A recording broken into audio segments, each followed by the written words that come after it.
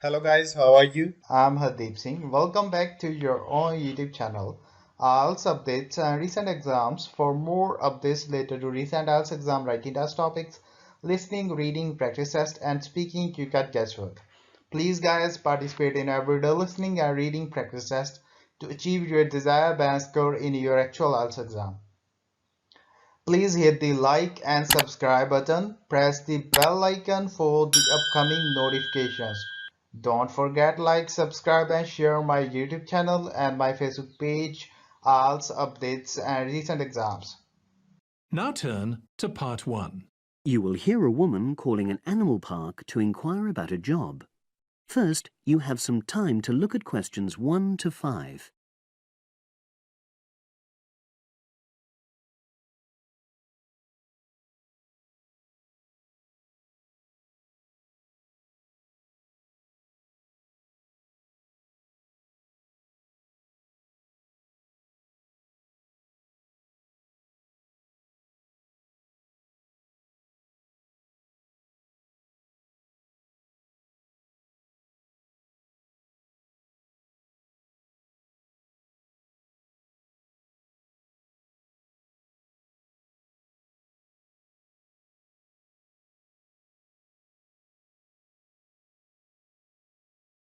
Now we shall begin. You should answer the questions as you listen, because you will not hear the recording a second time. Listen carefully and answer questions 1 to 5. Bender's Animal Park, hello. Oh, hello. I'm ringing to ask whether you have any jobs available. What sort of work are you looking for? Is that permanent or part-time or... Actually, I'm just looking for temporary work. I'm a student. Oh, right. I'll just get a form and ask you a few questions. Then I'll pass your application on to our recruitment section. Is that okay? Fine, thank you. So, starting with your name. It's Jane Lammerton. Is that Lammerton?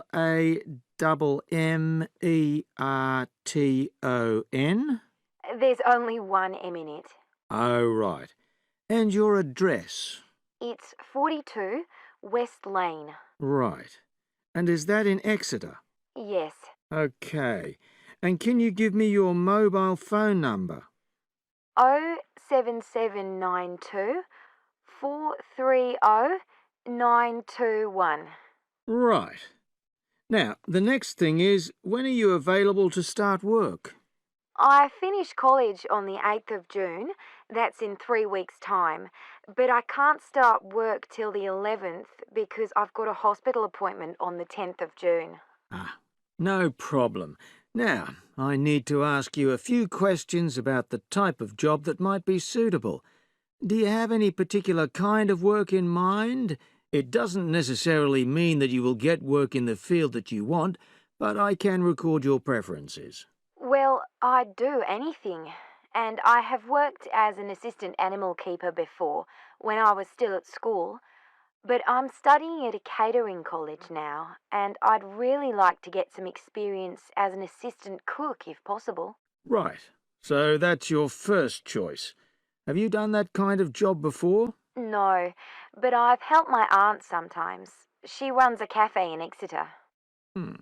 Would you say you've got any relevant skills then? Well, I'm used to using the kind of equipment you usually find in a kitchen. Before you hear the rest of the conversation, you have some time to look at questions 6 to 10.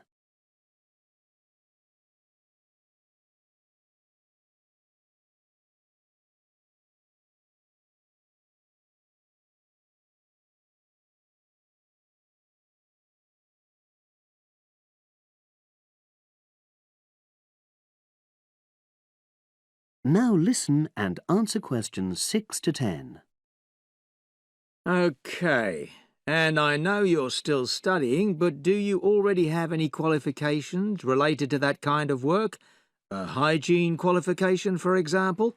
I haven't, no, but I've got a certificate in food handling. I did it before I decided to become a full-time student. Fine. Okay. That means you wouldn't need any specific training if you did get the kind of work you wanted. But you'd have to do a short course on first aid. All our new employees do that. It just takes half a day, and most people find it generally useful. Oh, yes, I'm sure it is. Well, that's about it, really. Oh, just one last thing. Can you give me the name of someone who would give you a reference, like a previous employer or... Oh, yes. You can put Dr. Ruth Price. OK. Is that one of your college lecturers? She's my college tutor.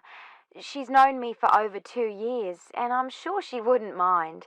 In fact, she's given me a reference before. Fine. We'd probably contact her by phone. Do you happen to know her number? I've got it on my phone, yes. It's 0208 685 114. That's a landline. Good. Well, as I say, I can't promise anything, but I'll pass your application on, and you should hear in a few days. Is there anything else? Just one thing.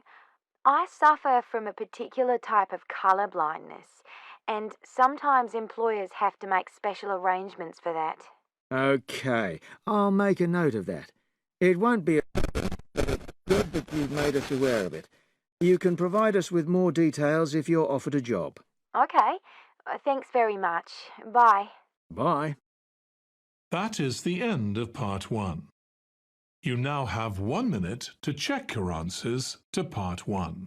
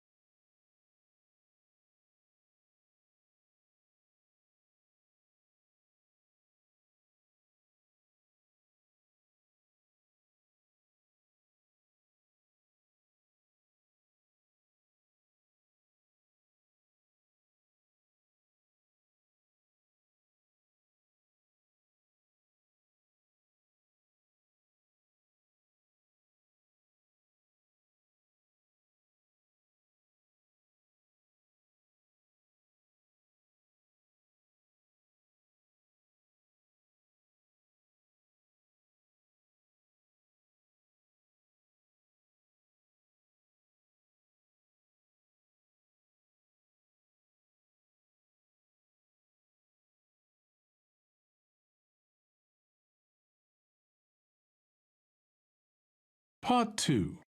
You will hear an audio guide introducing visitors to a museum. First, you have some time to look at questions 11 to 15.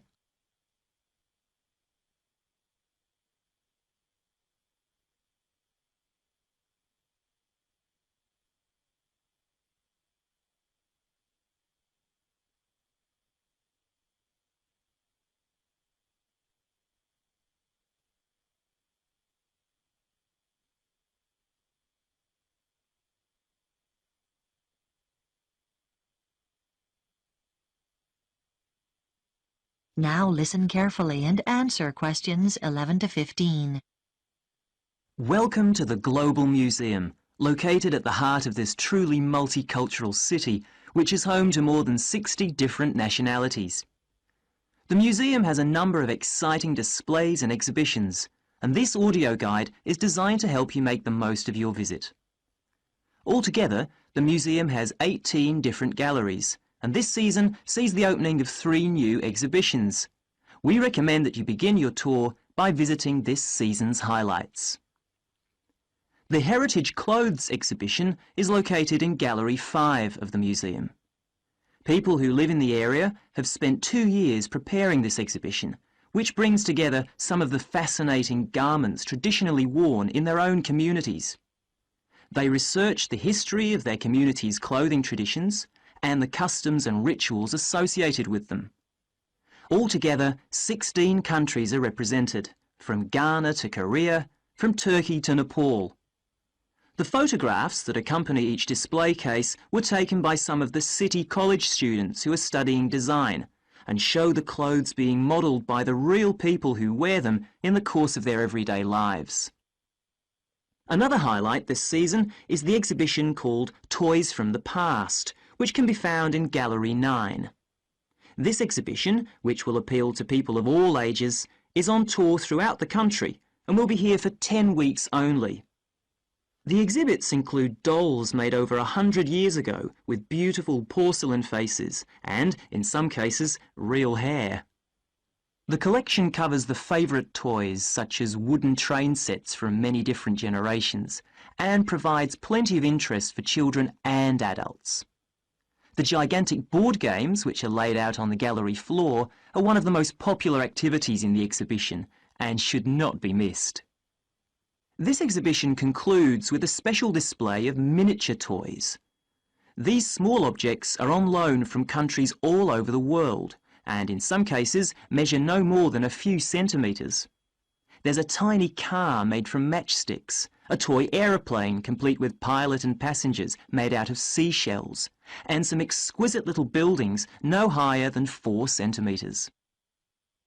Before you hear the rest of the talk, you have some time to look at questions 16 to 20.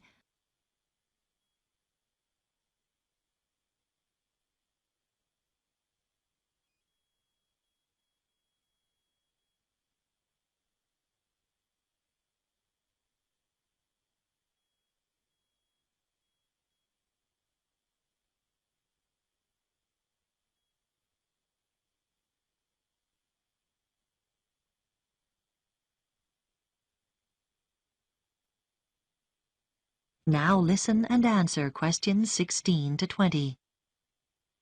The final gallery highlight of the season is the Biscuit Gallery at number 15.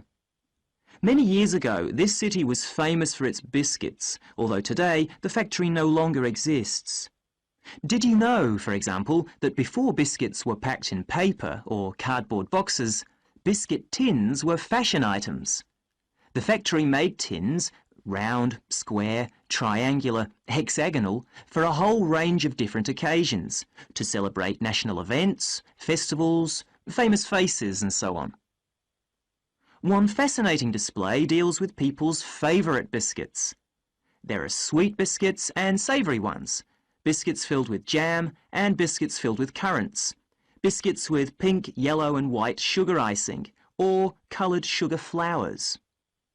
When the factory finally closed, it announced that people's favourite biscuit was not, as you might expect, a chocolate biscuit or one filled with jam and cream, but a plain, savoury one which was eaten with cheese. When you get to the end of the exhibition, there's an entertaining hands-on activity to fill your own biscuit tin. All the biscuits ever produced by the company are piled up on a table along with various tins. The biscuits are made out of thin pieces of wood, but the weight, colours and shapes replicate the original biscuits. Your job is to fill a tin with biscuits so that when the lid is taken off, they sit there as neatly as they did when the job was done by machine. It's not as easy as it looks. If you would like to buy a memento of your visit, there is a museum gift shop selling postcards, souvenirs and handmade pottery next to the information desk on the ground floor. And finally, if you don't want to carry your coats and bags around with you during your visit, please make use of the free lockers provided by the museum. Enjoy your visit. That is the end of Part 2. You now have 30 seconds to check your answers to Part 2.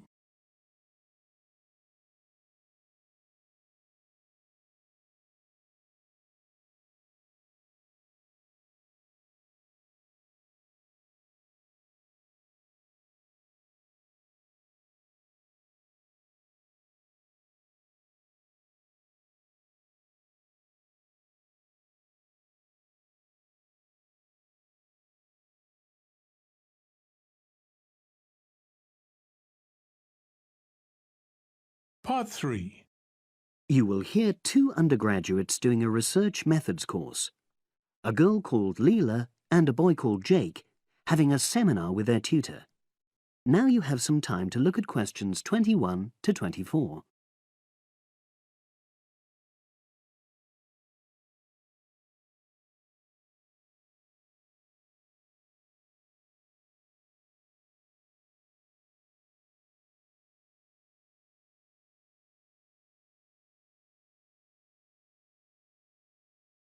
Now listen and answer questions 21 to 24.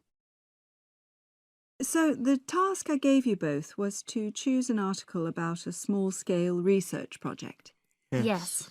You were then required to try to reproduce the research procedures in your own context, i.e. try it out for yourselves. Yeah, and that's what we've done. Great. So I'd like you to tell me a bit about the article and why you chose it. Well, the article's written by 2 university lecturers who had started using crosswords to help their students revise terminology for exams. And the crosswords were designed and set on computers.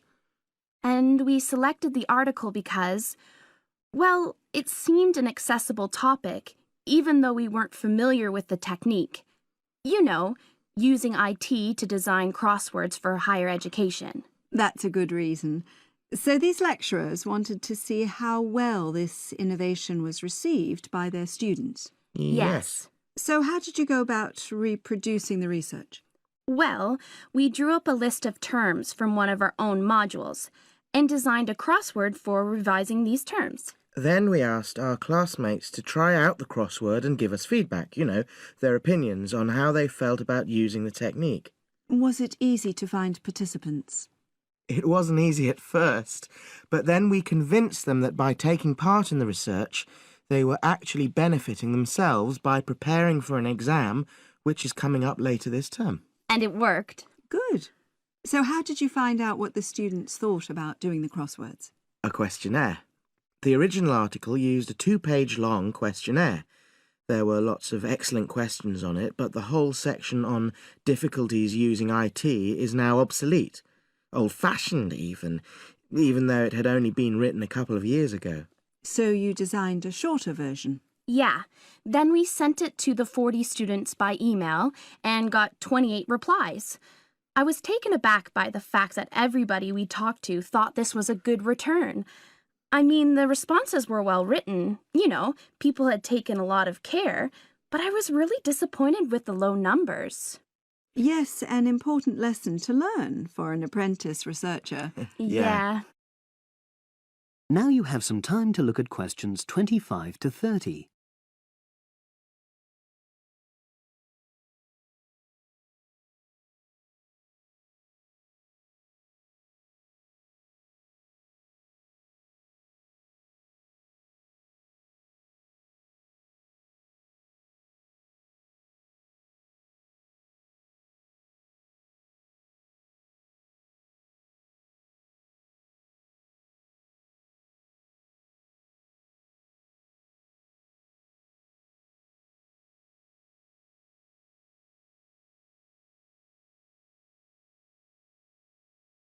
Now listen and answer questions 25 to 30.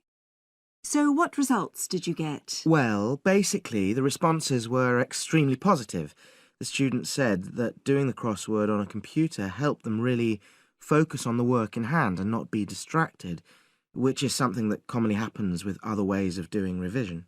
Yeah, that was really clear. But something that struck me was that having fun hardly featured in their responses, nor did anything to do with spelling of hard words, which I thought would be an obvious benefit. No? Okay. Respondents also said that doing the crossword hadn't really increased their general motivation to study, but that it had highlighted the gaps in their memory so they knew what further work was necessary. Right. So how did your findings tally with those of the original researchers? There were lots of similarities, but...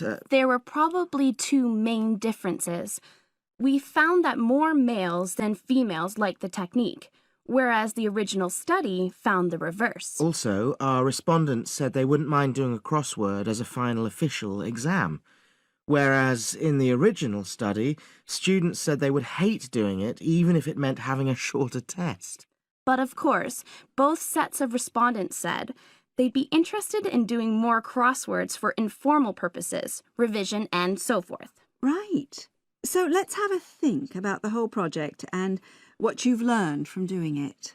Well, it was very time-consuming. Yeah, and I don't think we managed that aspect very well. It could have been worse. I mean, we didn't have a lot of data, so we didn't have to spend ages processing it. And of course, we'd already done a course on numerical data processing, so there wasn't much new there. Yeah, that's true. Anyway, I think we designed our questions well so that they gave us manageable data. Yeah, it really helped having the original study to guide us, as it were. And that helped us to see what a good research instrument is. What a good questionnaire should be like. Absolutely. We got a lot from that. But when we were writing up the project, I'm not sure whether we'll know how to acknowledge the work of the original study. You know, our referencing. No, that's something we'll both have to work on in the future. Actually, that part's been great. Finding ways to share and support another person. That's the real plus from the project, learning ways to do that. Well, it's obviously been very successful. That is the end of part 3. You now have 30 seconds to check your answers to part 3.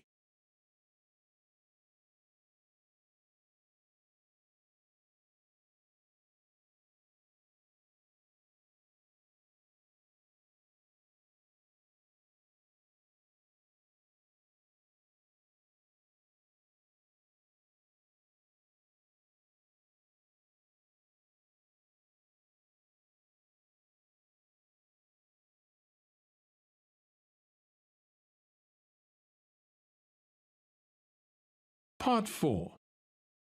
You will hear a lecture about the Great Barrier Reef.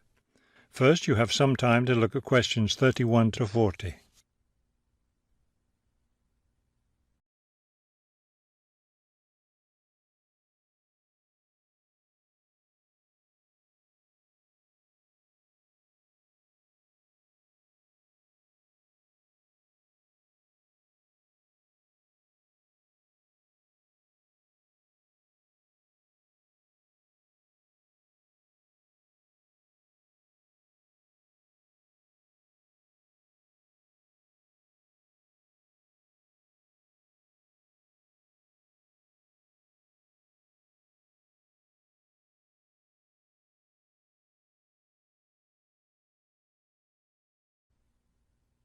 Despite its name, the Great Barrier Reef isn't just one large coral reef.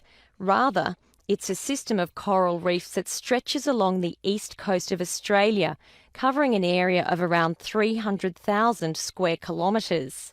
The Great Barrier Reef is composed of approximately 3,000 individual reefs, which range in size from 1 hectare to more than 10,000 hectares each.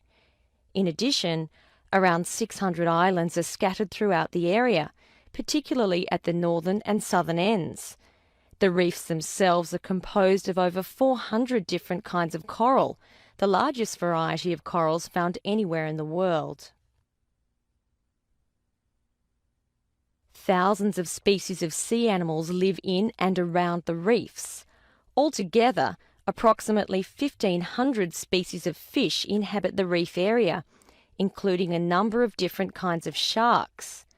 One of the more interesting mollusks to be found in the reefs is the giant clam. This huge shellfish can live for more than 100 years and can weigh as much as 200 kilos. Sea mammals abound in the area, which serves as a breeding ground for certain types of whales, many of which are endangered. Over 200 species of sea and shorebirds feed, roost or nest among the reefs and islands. Many types of reptiles can also be found living among and near the reefs. Saltwater crocodiles, for example, inhabit the marshes along coastal areas. Amphibians include at least 7 species of frogs inhabiting the islands of the reef. Unfortunately, this wondrous area of the world is threatened by climate change. Rising sea temperatures have led to an effect called coral bleaching, that is, large numbers of corals dying off, especially in the shallower areas of the reef. The Great Barrier Reef Marine Park Authority is attempting to find effective ways to deal with this issue that threatens the reef. One proposed solution involves shading the reef in certain areas to help keep the surrounding water temperatures down. That is the end of part 4. You would now have 10 minutes to transfer your answers to the answer sheet. So guys, don't forget like, subscribe and share my YouTube channel and my Facebook page. IELTS updates and recent exams. For more updates related to recent IELTS exam writing test topics, listening, reading, practice test, and speaking, you got guesswork. Please guys participate in everyday new IELTS listening and reading practice tests to achieve your desired band score in your actual IELTS exam. For more IELTS material, visit my official website www.ieltsupdatesandrecentexams.com. The link is given below in the description. If you need PDF files of latest IELTS material, then please join my Telegram channel. So guys, please write your score below the comment section. Again, thanks for listening. God bless you all guys. Stay tuned, stay safe.